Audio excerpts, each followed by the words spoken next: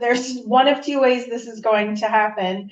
I'm either going to end up in a body bag, or I'm going to learn how to really lean in and trust myself and be resilient and make it through some of these challenges that keep getting thrown my way.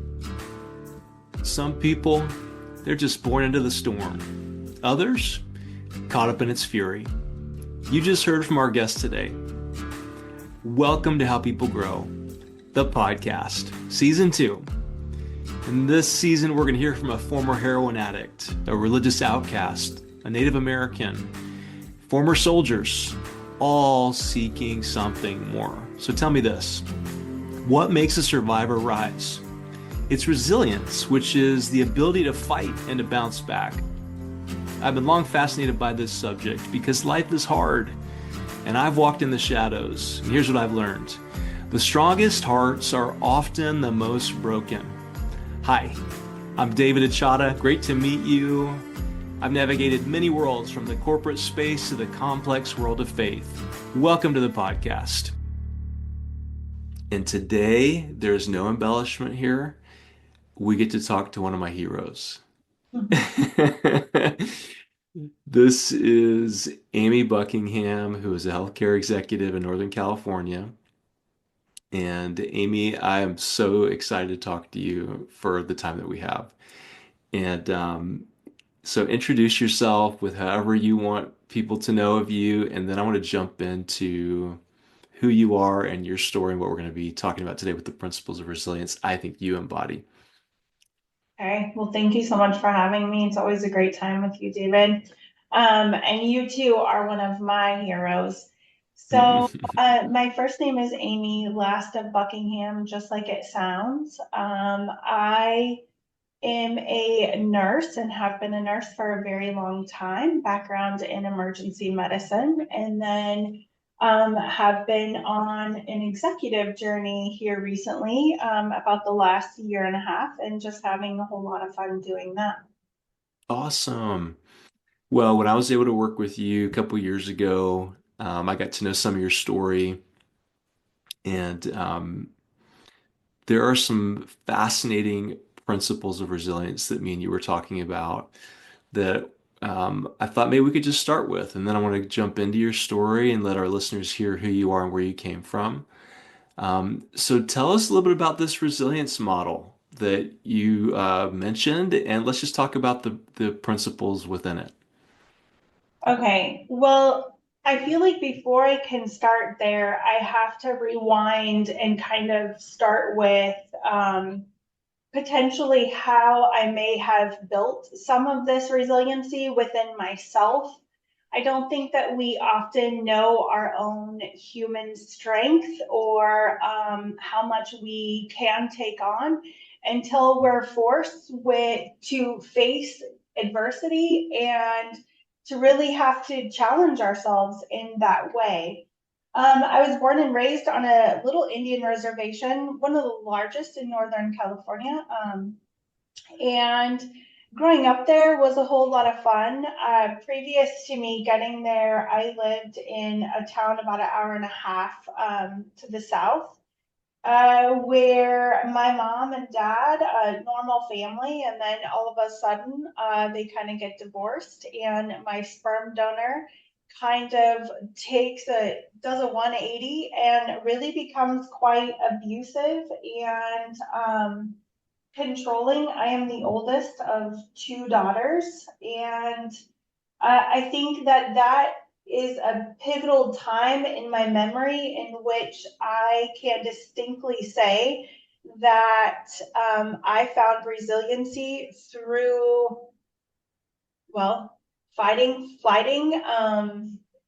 staying silent when need be, being complacent when I had to, and just essentially trying to survive and keep my little sister alive. And as I grew into a young adult, kind of found myself in the exact same position with my first child's father. And again, realized, man, there's one of two ways this is going to happen. I'm either going to end up in a body bag, or I'm going to learn how to really lean in and trust myself and be resilient and make it through some of these challenges that keep getting thrown my way. So resiliency for me is a bit, it speaks to not ever giving up. It speaks to really leaning in and finding that innermost self and just getting it done, surviving, getting done whatever project challenge you may be facing. And so I kind of looked up this whole resilience, principle, and found a few things. And it kind of laid it out in 4 buckets, which I do think fit me perfectly: the mental aspect, physical, social, and spiritual. So the mental aspect for me is the ability to effectively cope with mental stressors or challenges. If you know me, you know that I don't actually get overwhelmed that easily. I have the ability to kind of break things down in my head, triage them out, and then just take it one step at a time. So I don't let it, I guess, pile up and affect me internally. The physical aspect is the ability to adopt and sustain healthy behaviors, regularly work out, continue to monitor your physical stamina. This actually made me chuckle a bit, because also, if you know me, you know that I am on the treadmill by 5 a.m. every single morning. And if I'm not, then I'm outside. I find a way. If there's a will, there's a way. And I will find it. For me, this is my clarity. This is my ability to reset. I am a different person when I have my 1 hour workout, treadmill, etc. I am more mentally clear, and I think probably just better to be around altogether. So yeah, that was something that struck me, and I was like, oh man, that's definitely you. And then social, the ability to network, build and value interpersonal relationships and social networks. So I don't feel like I did this very well. I feel like as an adult, I'm trying to do this. I'm trying to be better at the social aspect of resiliency. My people who are close they are my ride or dies, and they are close for a reason. It's hard for me to let people in. And I think that just from past traumas, God, you get to where you just build up this stone wall, and it's so hard to climb over, and it's so hard to break it down. Trying to get better at that though. So still work in progress there for sure. And then spiritual, ability to adhere to beliefs, principles, or values needed to preserve and prevail in accomplishing missions. So this is a different one for me. So I was raised up with Native American ways and beliefs, and really, simply put, it's more of believing in a higher power. It's believing that, the animals that walk amongst us are here for a reason. We all contribute to this earth, and there's a great spirit, out there. In my time in the emergency department, and I wouldn't have said I was a spiritual person until I became a nurse. And then during some of these codes that you'd be working, you can almost feel a person's spirit either there or not there. It's very interesting and hard to describe, but when you work a code on a kid, you definitely feel the spirit there. And I think it goes longer. Everyone works a lot. I don't want to say a lot harder, but it feels like it. There's a lot more feelings and pressure as opposed to working maybe a code on a 98-year-old. You may have already felt like the spirit has lifted and or is released, and there's like a sense of peace about the whole situation. That's when I was like, oh, maybe there is something spiritual in me, because Mm, I just kind of contributed to, you had to go to church and you had to like do all these things in order to be a spiritual person. And that just wasn't something that I was raised with. So, yeah. yeah. Well, those are Amy, thank you for the overview of your story and these four principles.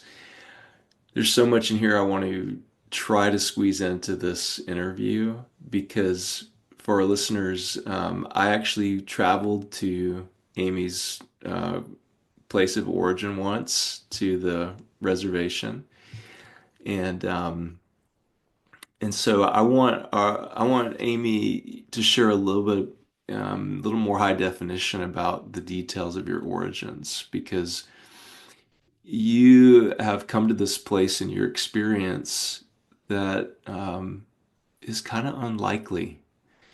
Um, it's not that we ought to compare ourselves to anybody, but when we look at the data of our peers and where they're at, many times they end up in really hard situations, especially if you came from a hard situation. And so you've adopted these categories, of mental, physical, social, spiritual, but you weren't raised being taught this stuff. You were raised in a very different kind of world. So will you share with us what is life like growing up on an Indian reservation? Um, it's hard. I wouldn't have changed a thing. Um, it has definitely made me the person who I am today. But I would be amiss if I didn't speak to the nitty and gritty of it. You got to learn how to fight, and you got to learn how to fight really, really well. Hmm. Um, the way that we communicate with one another is a bit different. There's not a whole lot of back and forth mouth fighting. It's very much geared and focused towards fist fighting. We get all of our energy out on one another that way, and then you're friends right after that. So learning that society actually doesn't work like that was interesting for me, because again, it was kind of all that I had grown up to know. So life on the reservation at school was, again, like I said, a lot of fist fighting, but we also, I had never read a book. I had never written a paper. I remember doing a math test in like third grade-ish.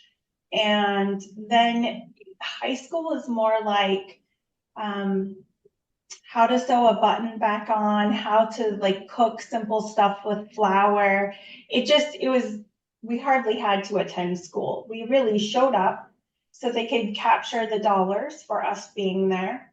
And then we would go out and play whatever sport we were in: football, volleyball, basketball, softball, etc.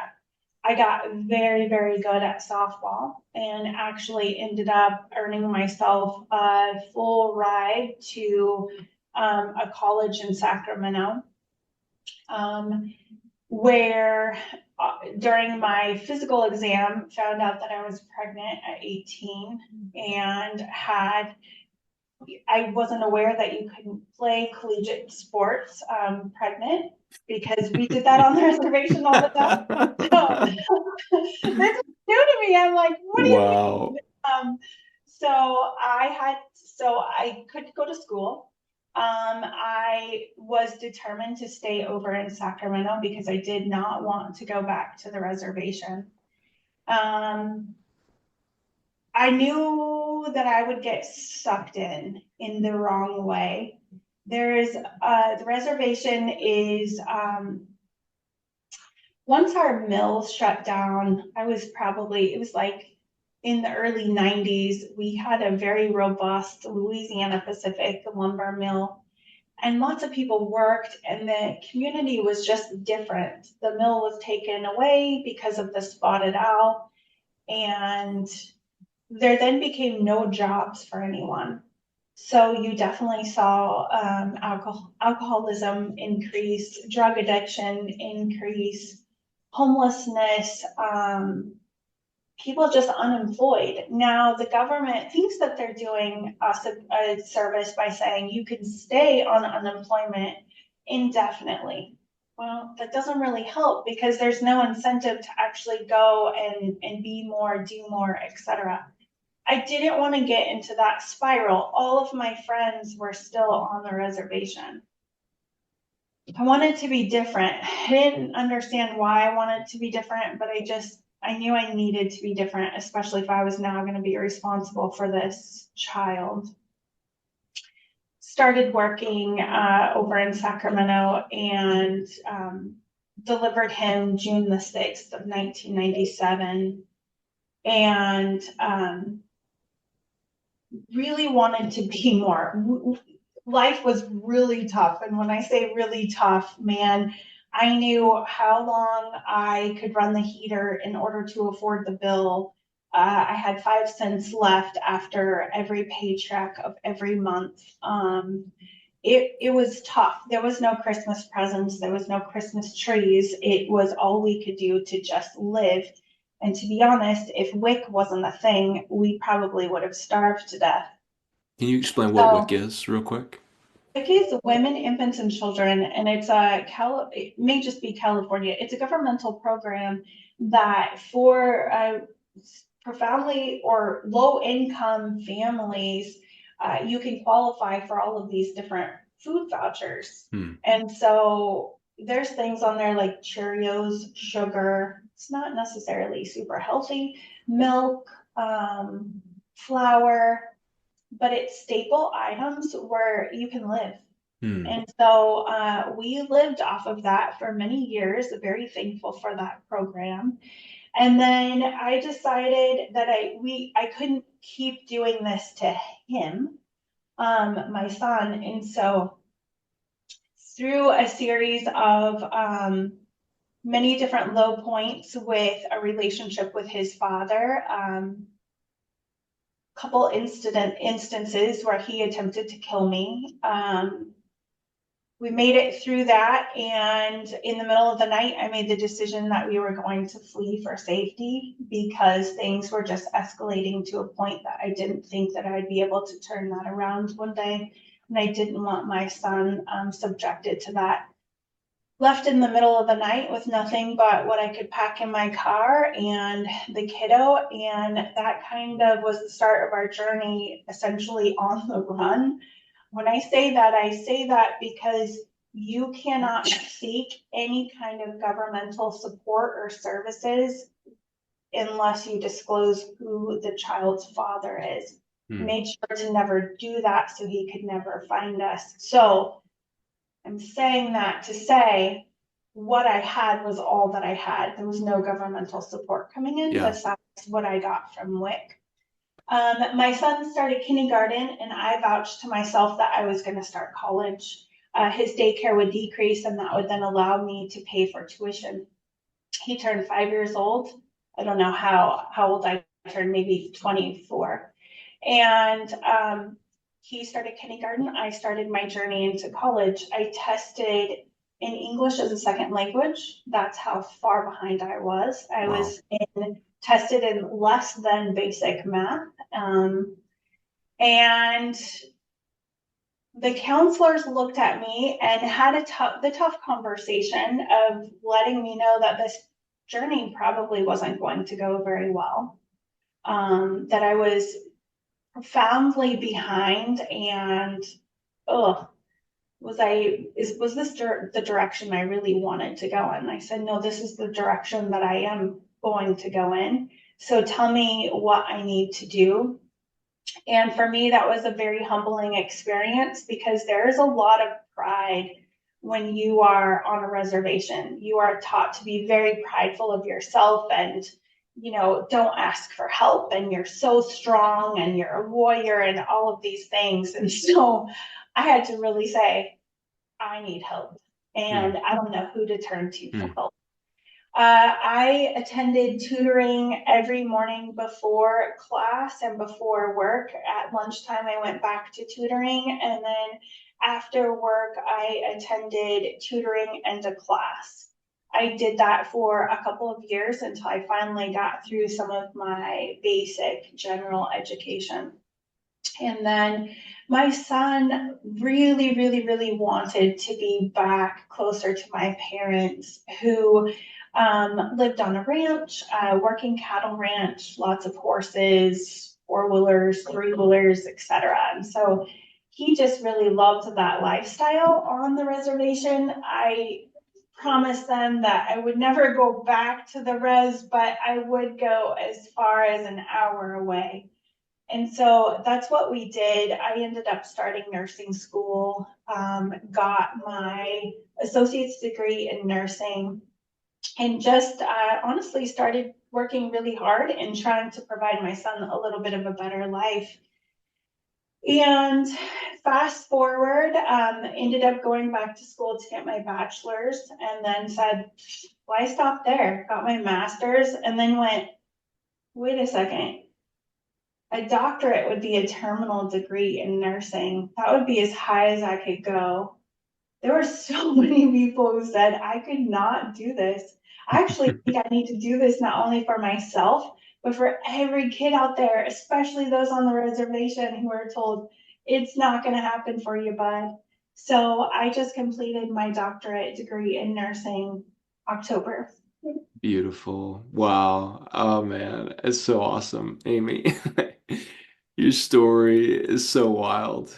It's And a lifetime movie story. oh, I mean, yeah, and this isn't video, just so you know, but for our listeners, there's tears coming out of Amy's eyes just because she's gone through so much and come so far. And what kind of tears are those coming out right now? Oh my God. It's great. It's good. They didn't win. I won. And I'm Yeah, going to continue to win. And I'm going to continue to show my children how to be strong. And so yeah, I think that that's always my goal is make them be better than me. Right. And so my son will ask all the time, and he's so annoying about it. He'll say, Mom, God, why are you so hard on me? And I am like, son, you will be better than me. It is hmm my job to make you better than me. And he's yeah, like, you know, and yeah, then the 16-year-old is like, ugh. So yeah. a lot of work to do on the little one, but the one he's learning. So I did some research on you and the history of your ancestors. Oh yeah. Um, so, the interesting thing about resilient people is they tend to come from really hard backgrounds. Mhm. And the Pomo and Yuki Indians were your ancestors, right? Yeah. So, correct me if I'm wrong, but from what I understand, was it about the 1860s when they were moved to the reservation? I don't know the date. You're probably way better on dates Okay. than I, but I can tell you that they were pushed over the mountain, a really hard journey.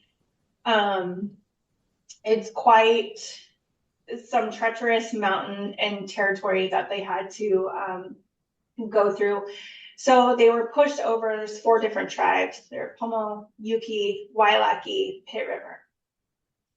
And they pushed them all over at different sides. So they didn't necessarily know that they were all coming to this valley at the same time, or roughly thereabouts.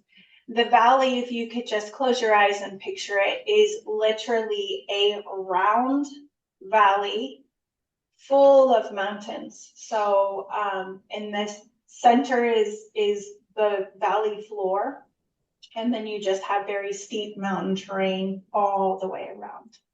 So they pushed them over, and the intent was that they were going to fight one another because none of the tribes were integrated. They were very segregated, and I think they thought that they were just going to kill one another. So what ended up happening is each tribe kind of set up on the mountains. And they would come down to the valley floor and they would meet and they would trade goods and things. So that what they learned was how to actually work together, those that survived the treacherous walk over the mountains. And there were some that were lost, right? And so they were able to sustain. They were also able to grow, and they were able to be stronger as a Yeah. result. So what ended up being this plot to have them all kill one another, they ended up making, they ended up being quite resilient and kind of rising above all of that. Mm-hmm. Also, the intent was to flood the valley, kill all the people that were there. Again, it's a round valley, which definitely would have held quite a reservoir, just naturally, the way that it is designed. So yeah, still to this day, there's 4 tribes. There's actually many more than that, but 4 distinct main tribes: Homo, Yuki, Wailaki, Bit River. Yeah.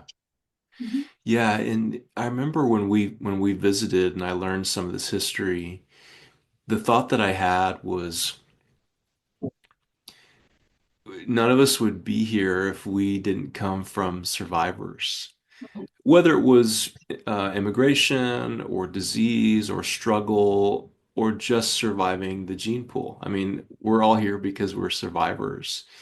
And in particular, in the case of your story, you come from the story of people who were forcibly removed from their homelands, pushed over into this reservation, intended to, the intent perhaps was to have them fight one another and kill each other off. Didn't work. And even to this day, I mean, having been there, to see the fences and the walls of separation even still between tribes, but yet they're finding a way to be in the same, share the same space with one another. And I remember when we were spending time together, there's this road that goes, uh, does it start at Covelo? Is that where it is? The Covelo Road, that 28-mile stretch Yeah, of road. yeah. Yeah, and I remember when we were getting to know one another and I was learning some of your story and I learned about the Covelo Road, which would have been the final 28-mile stretch of the journey that your ancestors had to walk to go to the reservation. And today, students, when they turn 18 and they are seniors in high school, have to walk that stretch in a day as a medicine walk. And that's hard. And you told me your story. Share a little bit about the medicine walk and how, like, what's the purpose of that? And how did you approach it when you hit that age? Well, we definitely were taught about just some of the Native American history and how our reservation kind of came to be. And so when you're a senior in high school, they call it your senior walk. And it is the entire length and stretch of the road. And it's, I guess, 28 miles. It's 28 very hard miles. So it's very twisty and windy, and it runs right alongside of the river. And so we would do this walk, and you could kind of collect donations if you wanted. Some students didn't. I think I only did like maybe 5 donations. And you could use some of this money towards your senior trip if your class was actually doing a senior trip. I actually just pocketed the money and used it for gas money, maybe a little beer money, but we'll talk about that later. But if I'm being honest, yeah, man, this was something you really had to get your mind wrapped around, because they dropped you off about 5 a.m. and how fast you finish is completely up to you. If you finish is completely up to you. And there are so many kids still to this day that don't finish. I did finish. I was actually the first female in. I ran a lot of it and then walked a lot of it. And they really like set up little spies to make sure that you can't cheat in any way. But it was a very humbling experience because this is exactly what our ancestors had to do. They were forced to do this. And, being an 18-year-old, kid, I had the physical capacity to do it. But what about the elders that had to walk? What Mhm. about Mhm. the pregnant mothers or the moms towing the infants? I couldn't imagine the struggle. And it speaks to why so many were lost. Yeah. Um, you know, yeah. Yeah, a lot of them are just pushed along on foot. There were Hmm. no horses or any kind of anything to ride for them. They packed what they could pack and set out. Yeah. And you ran a lot of it. I did. I I was unclear and uncertain how long it would take, to be honest with you. And I did not want to be stuck out there at night. Tell the story about why you so scared to be Yeah. out there with the Well, river, all so of it. we really liked to get each other in high school, and there's this old tale that we would tell each other about the water babies that would come out of the river at night. And so you had to have all your windows up, and you couldn't be out at night close to the river, otherwise you'd hear the babies cry. Those that had been lost, and even those had been swallowed by the river.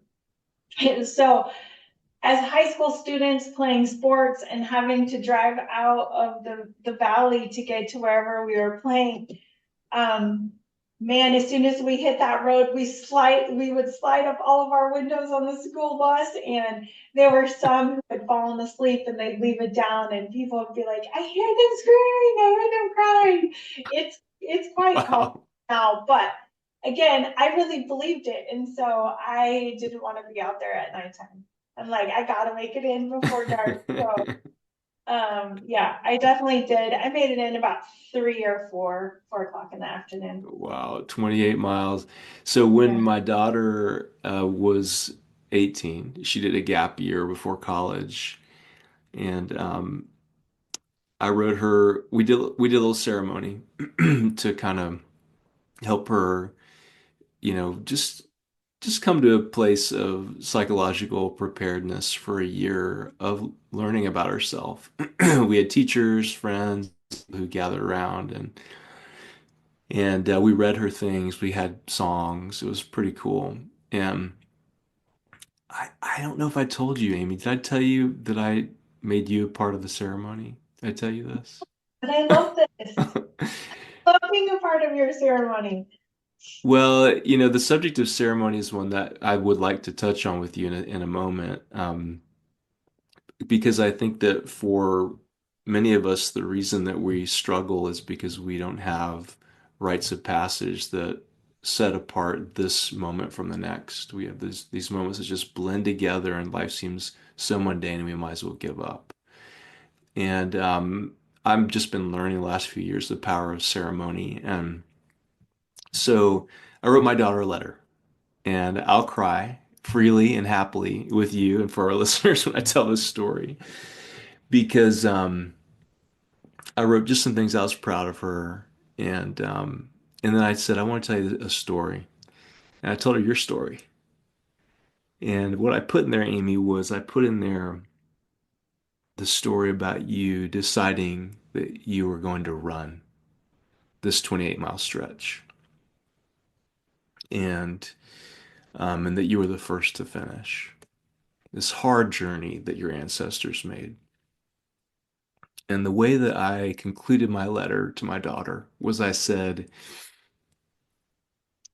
now you go run your 28 miles. Because that in a way was what the year was about, was explore, learn, find yourself. And yeah, you made it in. And your story is just such a testament of deciding you're going to do a hard thing and just doing it. Mhm. Um, and what's interesting to me about your backstory and the ancestry that still lives within you today is how you've been able to take some of the best parts of that and kind of wake up an awareness in your kids, in particular your oldest son. And how have you seen the power of your culture and ceremony as elements that have helped you kind of overcome so many things? Oh, I think I remind myself often that I am a warrior and that I'm capable of doing very hard things. Hmm. Um, and that giving up is not an option. It's about how do I get there. So I honestly don't even let myself go to the place of I can't accomplish something. I go directly to how am I going to get there and get it done. Ceremony was definitely a very big part of my being and still is. There's multiple different ceremonies. My son, man, I'm so proud of him. He is incredibly spiritual. He's actually learned a lot of the old songs. And I don't know if I told you this, but he got some old pomo tapes from Cal State Berkeley where they did a bunch of recording of old pomos singing. And so he's learned a lot of those old pomo songs. So so ceremony for natives can look many different ways. It can be in celebration, it could be in death, it can also be when going through a hard time and you need to go to a sweat and you need to just kind of sweat things out. I would also refer to it as kind of like a meditation, is what a sweat house. They get the fire as hot as you can, put a bunch of stones around, and women who are on their moon cycle are not allowed to go into the sweat lodge or sweat lounge hut, whatever you're calling it.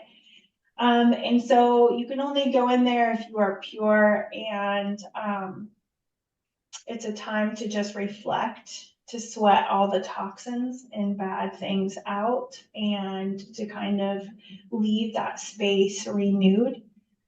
Sometimes there can be song in there, but really it's more just kind of collecting yourself and being one with your thoughts. And then we have ceremony of dance, which there's multiple different dances that can occur for multiple different reasons.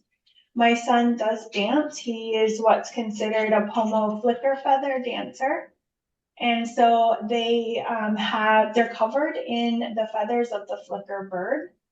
And as they're dancing, they almost kind of mimic the steps and the movements of the flicker bird. And so you'll see that in a lot of native dancing, where whatever regalia they're wearing, so if they're hooded in like a fox or a cat or a bear, their movements will kind of mimic that of the animal. Hmm. And then ceremony and death, when somebody is crossing over, my goodness, is it powerful to hear a song or songs as that person is kind of leaving. And it is a completely different spiritual experience for people who haven't ever attended. I always warn them because it doesn't sound like it's going to be really heavy, but it is very heavy when you start hearing the women, the men sing, and they have their clappers, and you're just hearing the beat. It's pretty soul wrenching. Hmm. And as the loved one passes, it's just, you can almost just kind of see their spirit go along with the song. So yeah, um, lots of different ceremony. Definitely believe in the power of song and dance and I guess, praying to whatever being you believe in. Yeah. Um, yeah. And the 28 miles, I had no idea how grueling that was going to be, but what a humbling experience. If anyone wants to come close to it, the things that you and the pavement can discuss and think about, it's profound. And it's very humbling. So anytime I need mental clarity, I grab my favorite pair of tennis shoes and I go have a date with the pavement. And I definitely come back a better person for I sure. love that. Yeah. Well, and I think that there's studies about how when we're out moving, breathing, exercising, it sort of gets us out of this fight or flight mode and gets us into a deeper, more peaceful place. And you have those good endorphins, like after you've been running. Yes, exactly. Exactly. What's it been like, Amy, for you to have this background, but have to work within an organization that's a Christian organization? Um, like, how do you find yourself fitting in, and what kind of interesting conversations have you had, given you're from a very different background? Yeah. So first and foremost, people are people, and the people who come to us are from all different walks of life. And I feel like I have something that I can give back, specifically to our Native American people, at potentially the time in their life that they may need it the most, right? When they're at the hospital having to face whatever challenge they're having to face.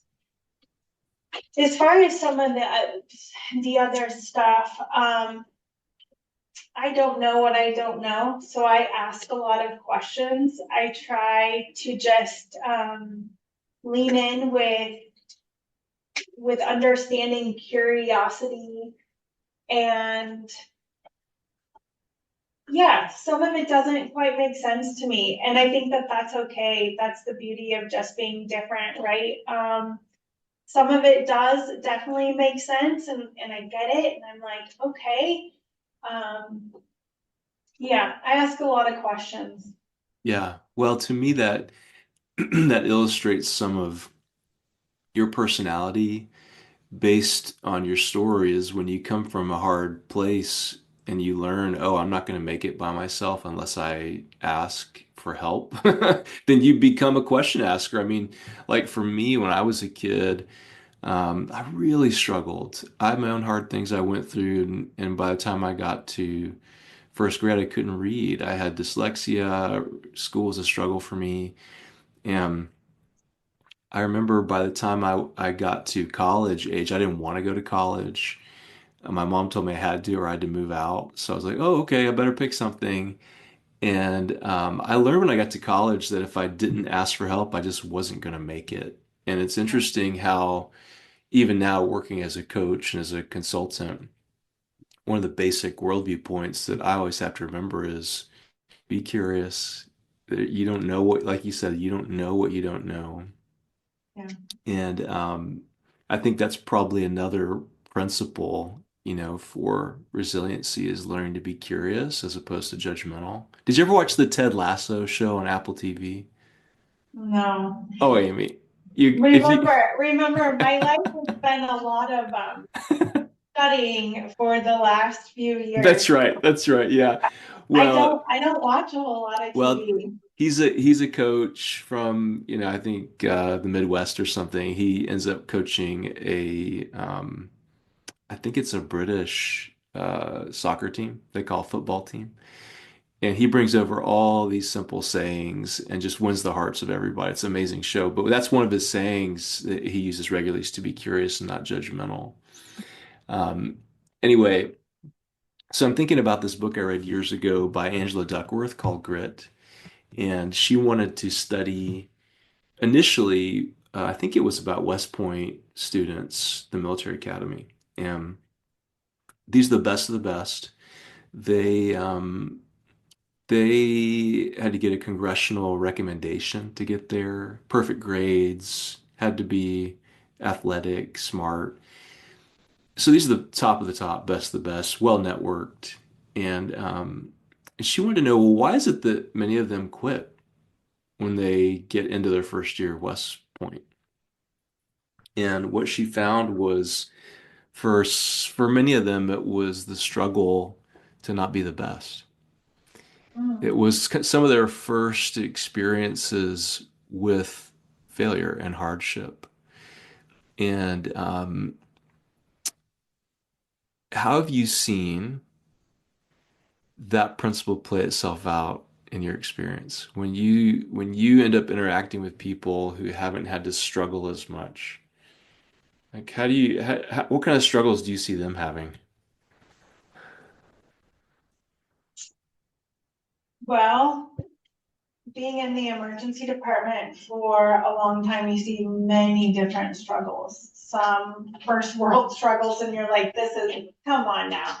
You got your cell phone taken away for the weekend. Like, this is nothing. Um, and some you really relate to and your heart goes out to them and you sit with them and you share some personal experiences and what you did to kind of overcome. And man, you just hope that you penetrated just a little tiny bit into their hearts so Hmm. that way they may see things potentially a little bit differently. Hmm. Um, yeah, I think that that's it. I think that if we try our best every single day and we try to make a difference, there's got to be a few that you're touching. Yeah. There's there has to be. I believe that there has to be. Yeah. So Yeah. Keep going with that, Amy. As we finish up here in about probably the last 5 minutes, about what advice would you have for our listeners who are from a wide, range of backgrounds, from just individuals who are curious to people in organizations to people of various faith backgrounds. What advice would you have for, maybe I'll get more specific, for people and organizations who are trying to figure out, how do I get better at bouncing back when things have been hard? From your story, your experience, what would you say? I would say lean in with vulnerability and humility. Um, be the one at the table who's vulnerable enough to raise your hand when you don't know, or you see that things maybe just aren't going right, or maybe it was a project that you didn't execute well on. Have enough humility to come in and say, I didn't do this right, but I'm going to learn from it. I think it's those people that have the ability. We want to make ourselves look so good in front of people, but really what we're attracted to the most is those people that are leaning in with vulnerability and humility, Hmm. because we know that they get it. We know that they saw the error, they're correcting it, and it probably is never going to happen again. If so, we're confident that they're going to catch it. Now, isn't those the type of people we want in our organization? I mean, truly, if you are being told everything is going well, but your financial statement doesn't say everything is going well, who's not really cascading the true picture? Hmm. It's not helping Yeah. at all. And I would tell everyone to lean in that way. When we lean in with vulnerability and humility, we are able to form such deeper connections with one another. We learn about one another. we may approach them a little differently based off the knowledge that we have. Yeah, that would be my advice. That's great. Well, and thank you for your honesty and your vulnerability, even with us, with the listeners. And as we finish up, I want to just circle us back to where we started. It was that those buckets of, or pillars, you could call, of resilience. Mental. So, how are you challenging yourself to grow in terms of your mind, your decision making? Physical? Are you taking care of yourself physically, nutritionally, socially? This is ironic. You said you weren't too good at this one, but yet here you are, and the principle you're talking about is very relational. I'm trying to get better. Good I'm job. leaning in with vulnerability and humility. So mental, physical, socially, and spiritually. And, do you understand what your core values are, your higher purpose? Do you have a way you can get centered when you feel like your perspective is off? And I love that, even though you're from a different background, working within a Christian organization, how you're able to even just be there with curiosity and contribute the way that you uniquely can in the midst of that. Yeah. So, Amy, thank you so much for being here with us. And I'm going to try to figure out an excuse to have you back for some reason, just to hear more of your wild stories. So any last words of wisdom you want to pass on as we finish up? Just don't stop. Get out of your own way and climb that mountain. Beautiful. Awesome point to end on. Thank you, listeners, for being here. And I'm excited for our next episode. We have a friend of mine who is a former Army Ranger, and he's going to talk about overcoming PTSD. And I hope you'll come back for that one. So, Amy Buckingham, thanks for being here. Thanks, buddy. We'll catch you later. All right, take care.